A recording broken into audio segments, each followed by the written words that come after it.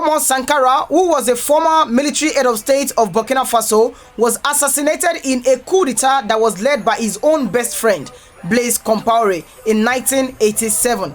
So, who was Thomas Sankara? Thomas Sankara is regarded as one of the bravest and the boldest revolutionary leaders in Africa. Thomas Sankara became the military head of state of Burkina Faso in the year 1983. And as soon as he became the military head of state, he began some reforms. In 1984, he changed the name Upper Volta into Burkina Faso. What do I mean by that?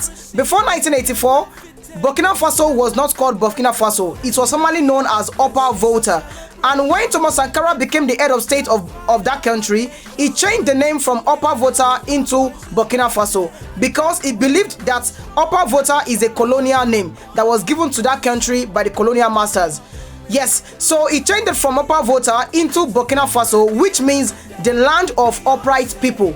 And he called the people of Burkina Faso by the name Burkinabe, which means the upright people. So in one word, he changed the name Upper Volta into Burkina Faso in 1984. And that is not all. As soon as Sankara became the head of state, he began to fight corruption, which means no more place for corruption, no embezzlement, no looting of public fund. And he exemplified it in himself because he said no to every luxury, which means in his own house, he had just one fridge, he had a bicycle, he had a very cheap car, and he had, in fact, that car was the cheapest in the whole of Burkina Faso at the time.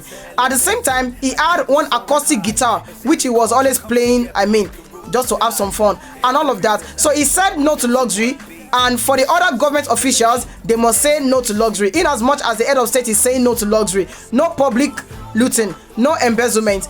But that is not all also. He promoted women's rights in Burkina Faso, which means the women were not to be cheated. He promoted their rights and everything that concerns women. He respected them so much. He also boosted local production, which means that Thomas Sankara wanted Burkina Faso to produce our own goods and eat our own goods. So they said no to importation. I'm not saying they did not import at all, but the importation level reduced drastically, which means that in Burkina Faso they were producing what they were eating and they ate what they were producing. That's that about that. Also, he went on to the vaccinations too. He brought up vaccination so that the children can be safe and they can be immune and they will not be vulnerable to all these diseases and all these attacks like that.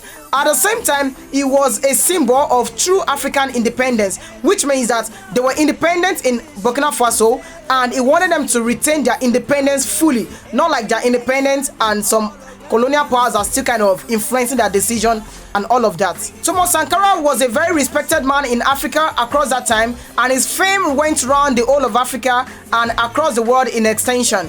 But there was a time came, October 15, 1987, something happened. His best friend, Blaise Compaoré, connived with some other people and they plotted a coup d'etat against Thomas Sankara. And that coup d'etat led to the assassination of Thomas Sankara. Thomas Sankara was assassinated on October 15, 1987 in a coup d'etat that was led by his own best friend, Blaise Compaoré.